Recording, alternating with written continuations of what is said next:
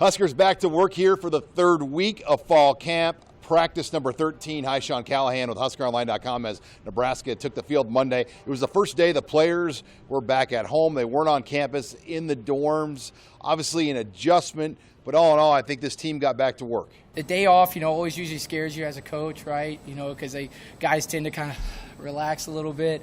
But the challenge for them in this week is even though they're at home, their preparation still has to stay the same. They got to go to bed at the same hour. They need to make sure they're still getting up at the same hour. Because obviously, when you're at home, it's a lot more comfortable, kind of getting a little 30 minutes extra sleep in the morning. But the challenge is, hey, go home and get back up here, get in the tubs, and recover.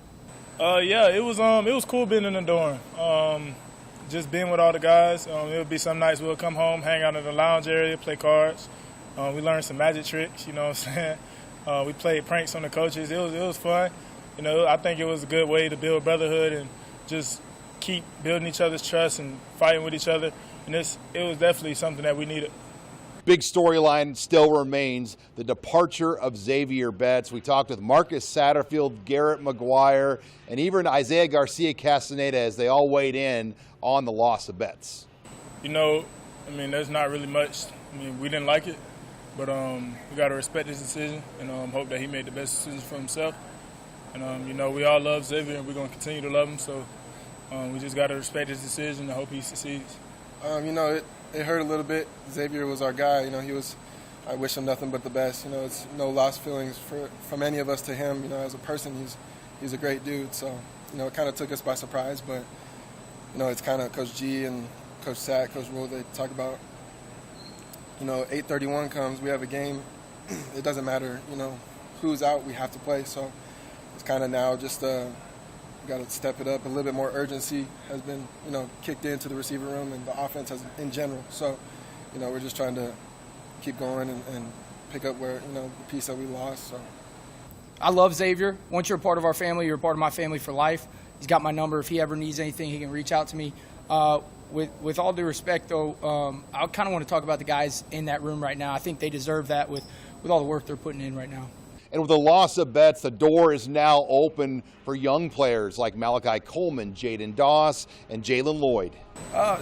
We definitely need to build some depth in that room. We got guys coming back off some injuries that will help us.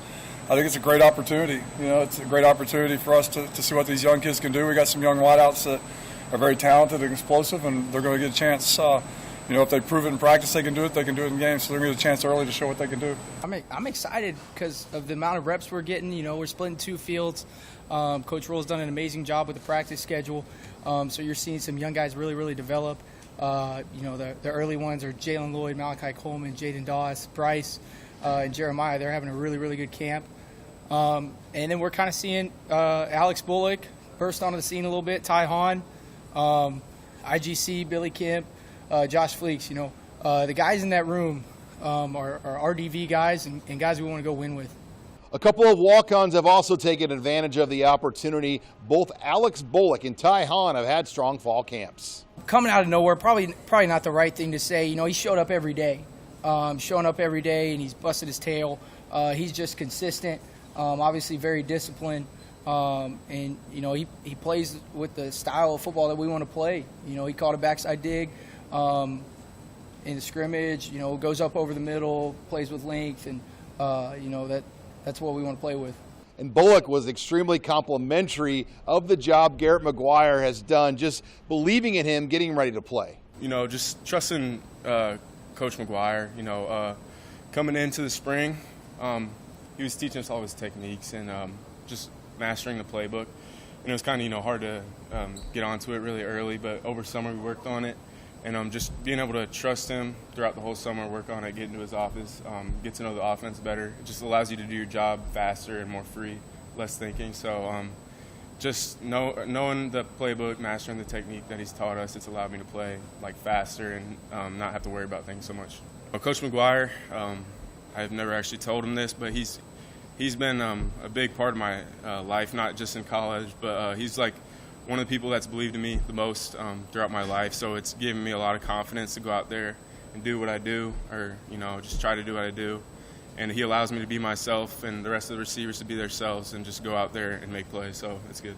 Bullock is the younger brother of John Bullock, who just received a scholarship as a fifth-year linebacker in the program. He, too, would like to join his brother. You know, yeah, I was super proud of John back in the spring because he's worked his tail off all 4, now about to be 5 years that he's been here, and he deserves it. But, yeah, you know, it's kind of, like, inspired me, and, you know, it's kind of like he pushes me because now I feel like I have to, you know, join him too, because like I don't want to let him down. I want to be with him on that, you know. So I'm just working every day.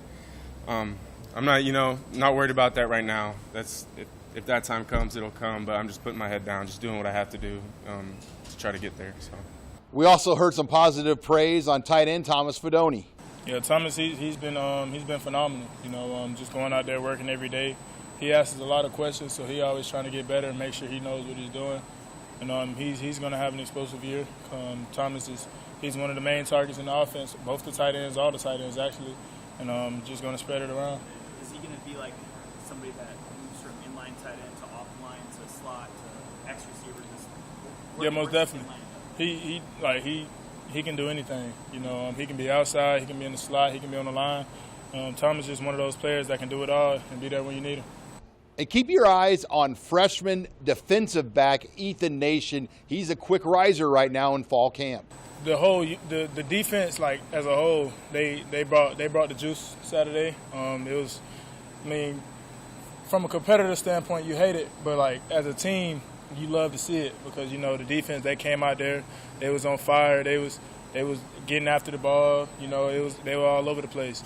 And one player that really stood out to me was freshman corner Ethan Nation. Big energy guy. He made it. He made a lot of plays that day. And finally, it was interesting to hear Garrett McGuire talk about just his relationship with Josh Martin. Both have very similar stories. Sons of legendary high school football coaches in the state of Texas, now working together here at Nebraska. Oh my gosh, yes. You know, we both grew up ball boys. We grew up under the coach's desk. His family was here this past weekend, and you know, they're some of the greatest people in the world. And so, you know, we've become very, very good friends since being here. Huskers are back now for practice 14 on Tuesday with the Huskers in Lincoln. I'm Sean Callahan for HuskerOnline.com.